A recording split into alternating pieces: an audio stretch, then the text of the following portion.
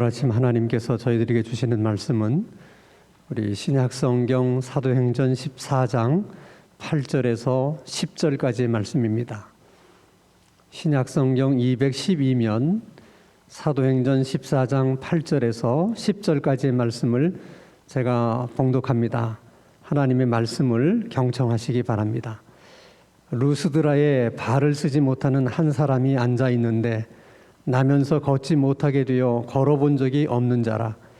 바울이 말하는 것을 듣거늘 바울이 주목하여 구원받을 만한 믿음이 그에게 있는 것을 보고 큰 소리로 이르되 내 발로 바로 일어서라 하니 그 사람이 일어나 걷는지라. 아멘. 우리가 사도 바울의 전도를 보면 나름대로 특징을 가지고 있다는 것을 알게 됩니다. 그 특징 중에 하나는 전도의 열매가 있으면 꼭 전도의 핍박도 따른다는 것입니다. 전도의 열매가 많으면 많을수록 또 전도에 대한 핍박도 그렇게 크고 강하다는 것이죠. 예를 들면 비시디오 안디옥에서 엄청난 전도의 열매가 있었어요. 네, 그만큼 또 엄청난 전도에 대한 핍박이 있었기 때문에 사도 바울이 더 이상은 안디옥에서 전도할 수가 없어서 그 인근 동네인 이제 이고니온이라고 하는 곳으로 몸을 피하게 됩니다. 근데 이고니온으로 몸을 피하고 난 후에도 똑같은 것을 경험해요. 생각지 못했던 엄청난 전도의 열매들을 거두게 되는데 또 생각지 못한 또 핍박을 받게 돼서 그곳에서도 더 이상 전도할 수 없어서 오늘 본문에서 나오는 것처럼 루스드라라고 하는 지방으로 또 몸을 피하게 됩니다. 또 하나의 특징은 사도 바울은 어디를 가든지 어느 지역을 가든지 항상 유대인의 회당에 먼저 들려서 유대인들에게 먼저 전도하고 그 다음에야 이방인들에게 전도를 했습니다. 비시디아 안디옥에서도 그렇게 했고 이고니온에서도 그렇게 했습니다. 그런데 오늘 본문 루스드라에 오게 되면 사도 바울이 그 원칙을 깨고 이방인들에게 먼저 전도를 합니다. 어떻게 보면 원칙을 깼다고 하기보다는 원칙대로 하지 않은 것이죠. 왜냐하면 루스드라 지방에는 유대인의 회당이 없었던 것 같아요. 유대인의 회당이 없었다는 것은 그만큼 루스드라 지방에 많은 유대인들이 살고 있지 않았다고 하는 그런 또 이유가 될 수 있습니다. 우리가 그렇게 생각하는 이유 중에 하나는 사도행전 14장 19절 말씀을 보면 유대인들이 안디옥과 이고니온에서 와서 무리를 충동하니 루스드라의 유대인들이 이고니온에서 또 비시디아 안디옥에서 찾아왔다는 것입니다.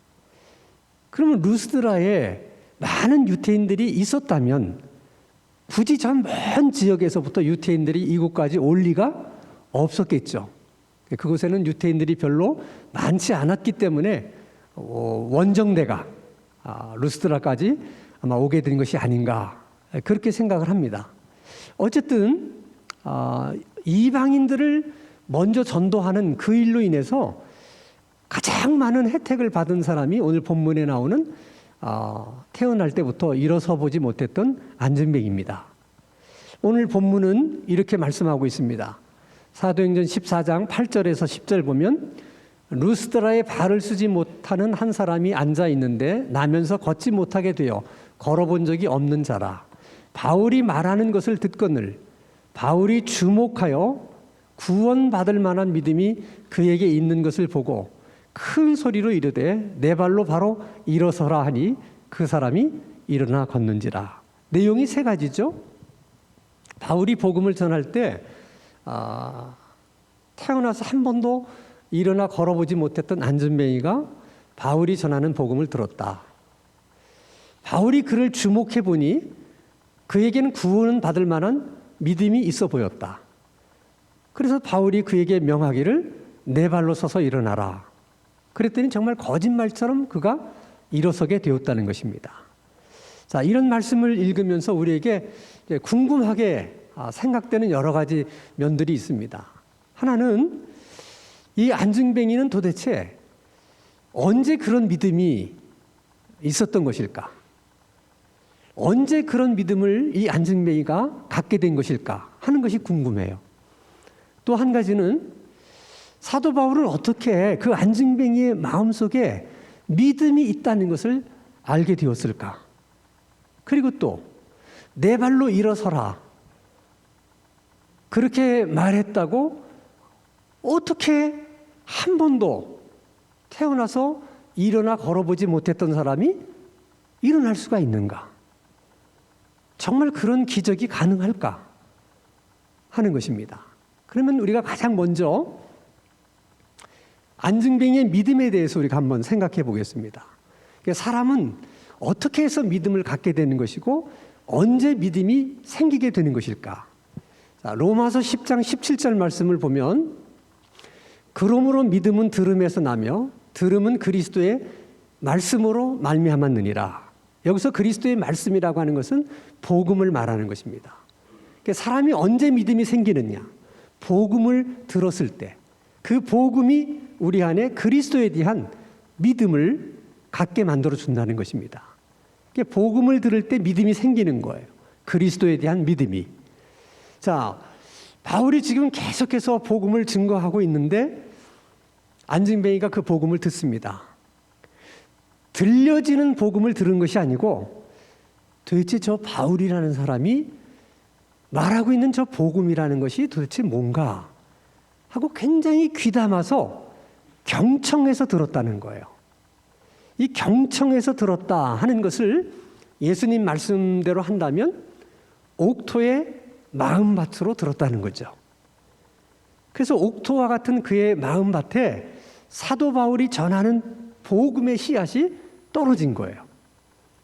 예수님이 뭐라고 말씀하셨습니까? 옥토의 씨가 떨어지면 30배, 60배, 100배의 결실을 하느니라. 그 30배, 60배, 100배의 결실이라고 하는 것은 여러 가지로 해석이 가능해요. 어떤 사람이 복음을 받은 다음에 그 복음을 받은 사람이 또 다른 사람을 전도하고 또 다른 사람을 전도해서 30배의 결신을 하게 되었다고 하는 그런 의미로 또 해석이 가능하고, 또 어떤 사람은 복음을 받은 후에 열심히 전도해서 60명을 전도했다고 하는 그런 의미로서도 우리가 해석이 가능합니다. 그런가 하면 그 30배, 60배, 100배를 믿음으로도 해석을 해요. 그러니까 어떤 사람은 복음을 받아들인 다음에 그 믿음이 30배가 되는 사람이 있고 60배가 되는 사람이 있고 100배가 되는 사람이 있다. 근데 사도 바울은 오늘 뭐라고 이야기하냐면 이 안증뱅이가 복음을 받아들였는데 뭐 30배 결실을 했다, 60배 결실을 했다 그렇게 표현하지 않고 그 속에 구원받을 만한 믿음이 있다 그렇게 표현을 해요.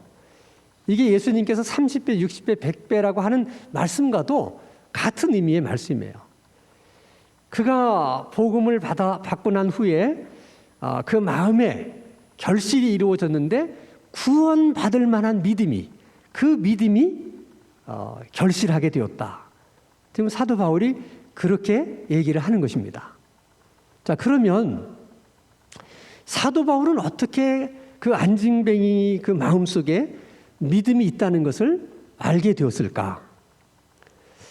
여러분, 강의를 오랜 동안 하신 교수님이나 선생님들은 학생들이 자기가 하는 강의를 정말 귀담아 잘 듣는지 딴 생각을 하면서 잘 듣지 않는지를 금방 압니다. 강의를 많이 해보신 분은 알아요. 강의를 잘 들을 때는 마치 스펀지가 물을 빨아들이는 것처럼 강의를 하는 것을 받아들입니다. 또 그런 날이 있는가 하면 어떤 날은 선생님이 강의를 잘 준비해 와서 나름대로 정말 열심으로 강의를 하는데 학생들은 전혀 들으려고 하지 않아요. 딴 생각을 하면서 안 들어요. 그러면 강의가 마치 퉁퉁 튕겨오는 것처럼 그런 느낌을 받을 때가 있습니다. 근데 사도 바울은 많은 지역에서 많은 사람들에게 복음을 전한 경험이 있기 때문에 그런 느낌을 금방 알아차리는 겁니다. 지금도 루스드라에서 지금 많은 사람들을 상대로 복음을 전하고 있는데 유독히 이 안증뱅이가 말씀을 아주 귀담아 듣는 거예요. 지금까지 사도 바울이 여러 지역에서 복음을 전했는데 지금 이 안증뱅이처럼 복음을 맛있게 정말 스펀지가 물을 빨아들이듯이 그렇게 복음을 듣는 사람을 본 적이 없는 거예요. 그래서 바울이 뭐라고 얘기하냐면 이 안증뱅이를 주목해서 봤다. 그 말씀은 아직까지 이렇게 말씀을 듣는 사람을 보지 못했기 때문에 도대체 어떻게 된 거야? 도대체 이 사람은 어떤 사람이야? 하고 주목해 본 것이죠. 보는 순간 깨달음이 왔어요. 아, 이 사람 안에 언제 믿음이 생겼는지 정확히 알 수는 없지만은 믿음이 있구나. 구원받을 만한 믿음이 있구나. 그렇지 않다면, 믿음이 없다면 이렇게 복음을 스펀지가 물을 빨아들이듯이 이렇게 처음부터 끝까지 진지하게 간절하게 말씀을 들을 수가 없다는 거예요. 믿음이 없으면 절대 그렇게 들을 수 없다는 거예요, 복음을. 근데 이 안증뱅이를 보니까 그렇게 듣거든요. 믿음이 있다고 하는 것을 알게 된 것이죠. 그래서 그에게 믿음으로 말합니다. 네 발로 일어서라. 이렇게 사도 바울이 믿음으로 말을 할 때 이 안증뱅이도 그 복음을 들으면서 믿음이 생겼기 때문에 믿음으로 반응한 거예요. 그러니까 바울의 믿음과 이 안증뱅이의 믿음이 만나면서 거기서 기적이 일어나는 겁니다. 그때 사도 바울의 믿음이라고 하는 것은 네 발로 일어서라. 그렇게 말하면 그가 일어설 것이라는 믿음이 있었어요. 그게 그때 사도 바울이 가진 믿음이에요. 안증뱅이도 마찬가지입니다. 사도 바울이 네 발로 일어서라 그렇게 말할 때 조금도 의심하지 않고 그 사도 바울의 말에 100% 순종해서 반응을 보이는 그런 믿음이 있었던 것입니다. 그럴 때 그런 역사가 일어날 수 있어요. 여러분, 네 발로 일어서라. 이것은 성령께서 사도 바울에게 주신 마음이지 사도 바울의 생각이 아니에요. 사람의 생각이라고 하는 것은 항상 이성적이고 합리적이기 때문에 한 번도 일어나 보지 못한 사람을 향해서 네 발로 일어서라 말 못합니다. 그런 생각조차를 할 수가 없어요. 근데 성령께서 사도 바울에게 그런 믿음을, 마음을 주셨기 때문에 바울이 순종해서 그렇게 말한 거예요. 그렇게 말하는 것은 믿음으로 말하는 것이죠. 성령의 말씀에 순종해서 이렇게 믿음으로 말을 하면 그 말이 능력으로 나타나요. 근데 만약 사도 바울이 성령께서 그런 마음을 주셨음에도 불구하고 야, 내가 일어나라 그랬는데 안 일어나면 어떡하나? 내가 일어서라 그랬는데 못 일어나면 어떡하나? 그건 주변에 보는 사람들이 많은데 이게 얼마나 쪽팔리는 일인가? 이런 생각을 하면 절대 네 발로 일어서라 말할 수도 없지만 그렇게 말한다 하더라도 아무런 역사가 나타나지 않습니다. 왜? 믿음으로 말한 것이 아니니까. 그것은 안증뱅이도 마찬가지예요. 네 발로 일어서라 하는 말을 들었을 때 그 무슨 소리냐? 내가 태어나서 한 번도 네 발로 일어서 본 적이 없는데 그런 나를 보고 일어서라는 것이 말이나 되냐? 이렇게 생각하면 아무리 사도 바울이 믿음으로 네 발로 일어서라 말을 해도 안증뱅이가 믿음으로 반응하지 않았기 때문에 그때도 아무 역사도 일어나지 않습니다. 반드시 기적이라고 하는 것은 믿음과 믿음이 만나야 돼요. 그래서 병 고치는 사람의 믿음도 중요하고 병 고침을 받는 사람의 믿음도 중요한 것입니다.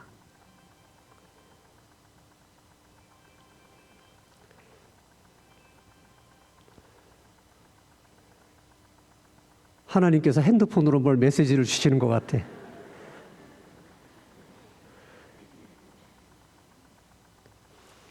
자, 그런데 그러면 이 이제 믿음의 능력이라고 하는 것을 생각할 때 우리가 이런 생각을 해요. 목사님, 정말 태어나서 한 번도 일어서 본 적이 없는 그 사람이 제 발로 일어섰다고 하는 것이 사실입니까? 그런 일이 실제로 있었을까요? 아니, 그런 일이 실제로 일어날 수 있는 일입니까?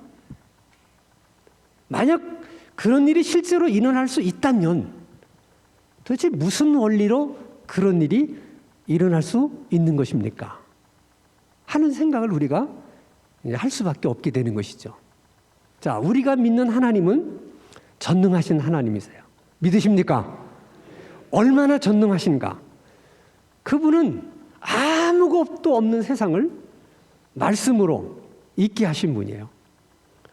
그러니까 천지를 창조하셨는데 말씀으로 다 창조하십니다. 빛이 있으라. 없던 빛이 생겨요. 모든 것이 다 하나님의 말씀으로 있게 하신 것입니다. 그 정도로 하나님은 전능하신 분이에요. 근데 그렇게 전능하신 분인데 하나님은 영이시기 때문에 우리는 그 전능하신 하나님을 우리 눈으로 볼 수가 없어요. 우리 몸으로는 그 전능하신 하나님을 만날 수가 없습니다. 그래서 기독교 신앙은 굉장히 추상적인 것 같아서 사실 믿기가 어려운 종교 중에 하나예요. 우리 눈에 보이면 좀 구체적으로 느껴지겠는데, 아, 하나님이 계시는구나. 근데 우리 눈으로 보이지도 않고 몸으로 만날 수도 없는데 그냥 계시다고 믿는다는 것이 이게 얼마나 어려운 것입니까? 그래서 하나님께서 우리들에게 영이신 하나님께서 우리 눈으로 볼 수 있도록 말씀을 주셨어요. 그래서 하나님이 주신 그 말씀으로 하나님은 자기를 우리 가운데 보여주시고 또 우리를 만나주시기도 하십니다. 그래서 우리가 영적인 하나님이기는 하지만 우리가 말씀을 통해서 그 하나님을 볼 수가 있어요. 또 그 말씀을 통해서 하나님을 만날 수도 있습니다. 그리고 하나님의 말씀이 얼마나 능력 있는 말씀인가, 그것도 말씀을 통해서 우리가 경험할 수 있어요.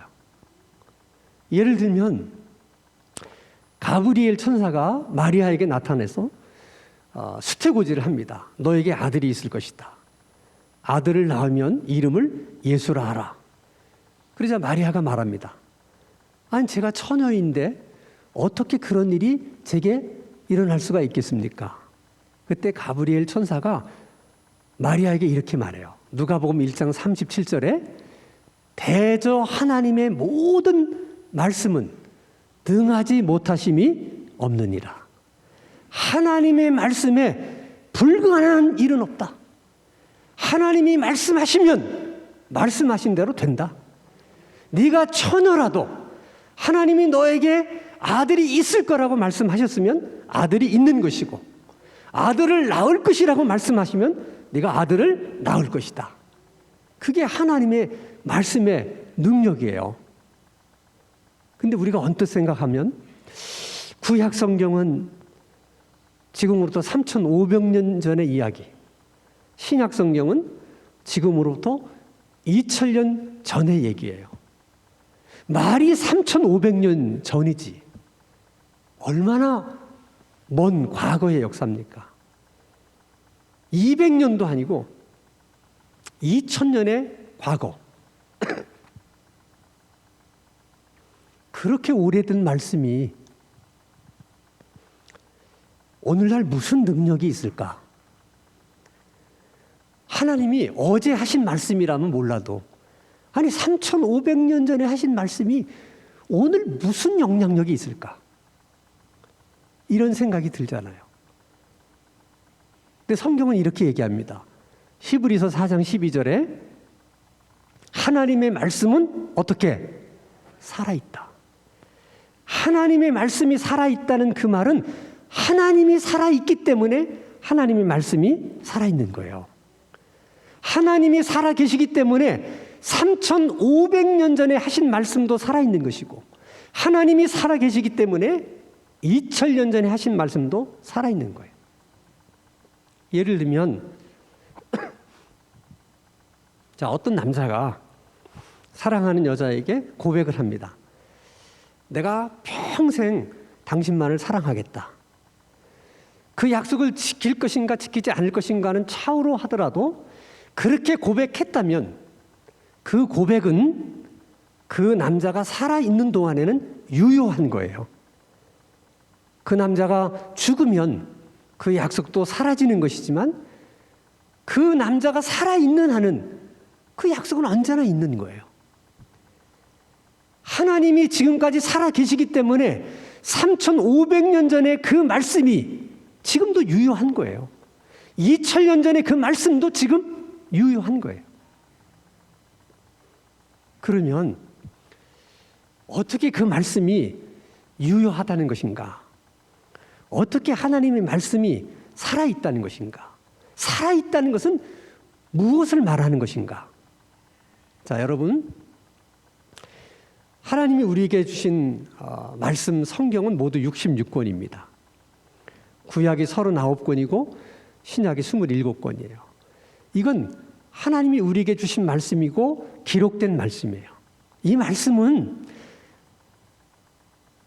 누구나 다 읽을 수 있는 말씀이에요.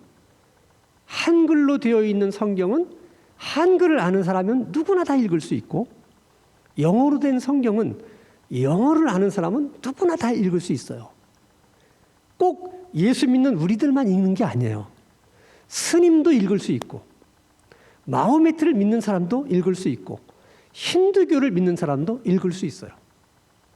그러나 그들이 읽는 것은 그냥 기록된 말씀의 내용만 아는 것입니다. 그건 살아있는 말씀이 아니에요. 살아있는 말씀이란 3500년 전에 기록된 말씀이라 할지라도 그 말씀을 오늘 하나님이 나에게 말씀해 주실 때 그때만 그것이 살아있는 말씀이 되는 거예요. 그러니까 똑같이 성경을 읽었어도 스님이나 마호메트를 믿는 사람들은 평생 성경을 읽어도 살아있는 말씀으로 읽는 게 아니에요. 그들에겐 하나님의 말씀이 살아있는 말씀으로 다가오지 않아요. 오직 복음을 듣고 구원을 받은 하나님의 자녀가 된 우리들만 어쩌다가 가끔씩 기록된 말씀이 나에게 주시는 말씀으로, 살아있는 말씀으로 와닿을 때가 있다는 거예요. 그때는 그 말씀이 다 능력으로 나타납니다. 자, 예를 들면 지금도 교회 내에서 많은 기적들이 있잖아요. 그래서 하나님의 은혜로 이제 병 고침을 받은 사람들의 간증만 다 모아놓은 책들이 많아요. 시중에 나가서 보면. 근데 그 책 가운데 이런 이야기가 있어요.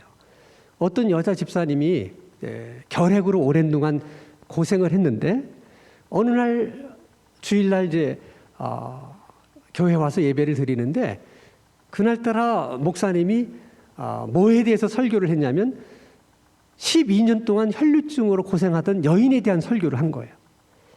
그 12년 동안 혈류증으로 고생하던 여인이 병 고침을 받으려고 여러 의사들을 찾아다녔지만은 병의 차도는 없고 병만 점점 깊어져서 이제 이 여인에게 걸 수 있는 기대는 예수님밖에 없어서 자기의 병이 이게 숨길 수밖에 없는 부끄러운 병이지만 예수님 있는 곳에 찾아 나와서 부끄러운 병이기에 예수님 앞에 나가서 고쳐주세요. 이 말 하지도 못하고 그냥 예수님의 뒤로 와서 예수님의 옷자락만 만져도 내 병이 나을 것이다.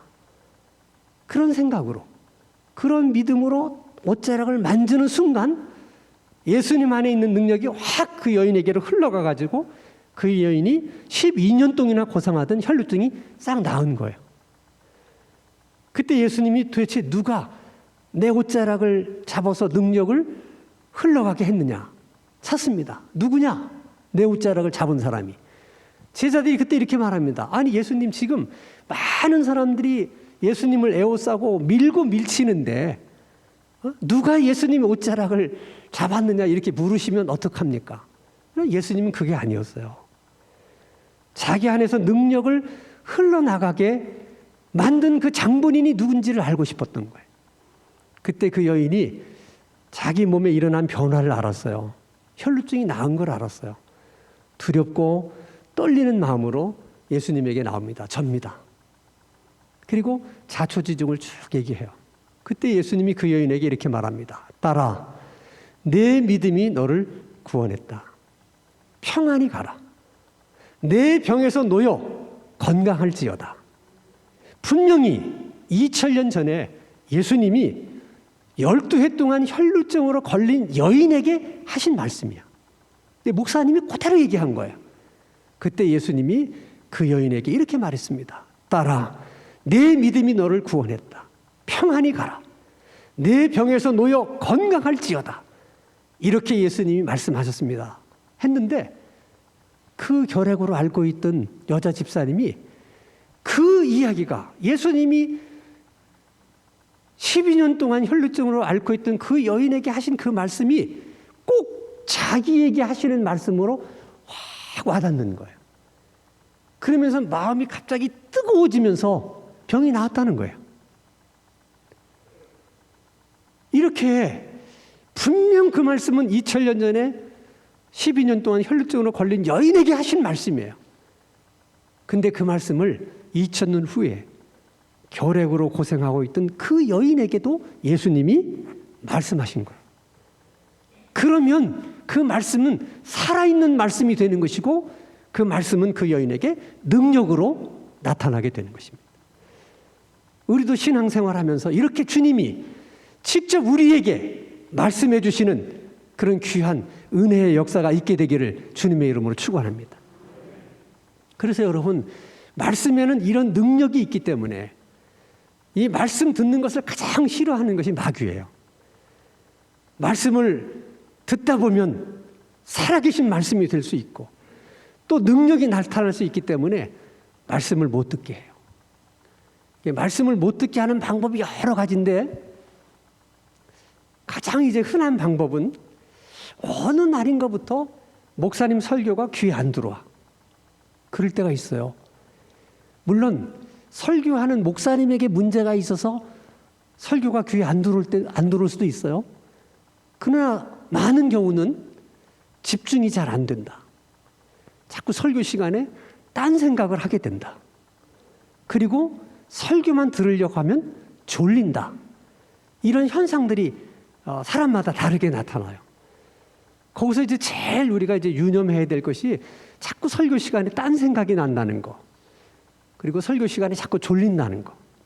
물론 일주일 내내 우리가 생활에 바쁘고 힘들고 이렇게 살아온 사람들은 일주일 내내 잠이 부족하고 피곤하기 때문에 이제 교회에 와서 이제 예배를 드리다 보면 평안하니까 잠이 올 수 있어요.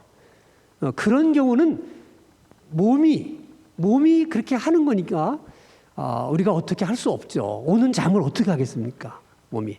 근데 문제는 일주일 내내 그렇게 피곤하지도 않았는데 이상하게 교회에 와서 말씀을 들을 때 자꾸 졸린다. 더 심각한 것은 예배가 시작되면 졸리고 졸다가 설교가 끝나면 또 정신이 번쩍 든다. 이게 왜 문제가 되냐면 피곤해서 조는 거라면 설교 시작 때도 졸지만 설교가 끝나도 끝난 줄 모르고 졸아야 돼요. 피곤하니까. 근데 어떻게 설교가 끝나면 그렇게 또 정신이 번쩍 드는지 몰라. 이거는 혹시 마귀가 말씀을 듣지 못하도록 우리 마음에서 말씀을 빼앗아 가는 것은 아닐까 하는 것을 한번 우리가 진지하게 생각해보고 고려해볼 필요가 있다는 거예요. 그리고 그 여자 집사님처럼 하나님이 오늘 우리들에게도 살아계신 말씀으로 말씀하시려고 하면 우리가 그런 말씀으로 말씀을 받을 수 있으려면 평소에 하나님 말씀을 경청하셔야 돼요. 경청한다는 것은 지금 하나님께서 어떤 내용으로 말씀하시는가? 그 말씀의 의미는 뭘까? 내가 그 말씀에 순종하면 하나님은 내게 어떤 복을 주시려고 그러시는 것이고 내게는 어떤 삶의 유익이 있는 것일까? 늘 이런 생각을 가지면서 말씀을 듣는 거예요. 그렇게 말씀을 듣다 보면 어느 순간 하나님이 주시는 말씀과 내 안에 있는 믿음이 딱 만나는 날이 있어요. 그때가 바로 하나님이 내게 말씀을 주시는 때입니다. 그것은 어떤 방법으로든 능력으로 나타나요. 우리 아픈 몸을 낫게 해주는 치유의 능력으로 나타나기도 하고, 꼬여있는 인간관계를 풀어내는 능력으로 나타나기도 하고, 힘든 사업을 새롭게 변화시키는 능력으로 나타나기도 됩니다. 여러분, 우리가 신앙생활을 하면서 기도의 능력도 경험해야 되지만 말씀의 능력도 경험해야 됩니다. 안증뱅이는 하나님의 말씀으로 벌떡 일어났어요. 오늘 우리도 능력의 말씀으로 병마로부터 벌떡 일어나고, 실망과 절망과 좌절에서 벌떡 일어나고, 어려운 경제 형편에서도 벌떡 일어날 수 있는 말씀의 능력의 역사가 우리 가운데도 있게 되기를 주님의 이름으로 축원합니다. 하나님의 말씀은 살아있고 능력의 말씀인 것을 우리 모두가 체험할 수 있도록 은혜를 베풀어 주시옵소서. 말씀으로 안증뱅이가 일어난 것처럼 우리도 하나님의 말씀으로 다시 일어설 수 있는 은혜를 주시옵소서. 기도의 능력도 말씀의 능력도 늘 경험하며 살아가는 우리들의 신앙생활 되게 하여 주시옵소서. 예수 그리스도 이름으로 기도하옵나이다. 아멘.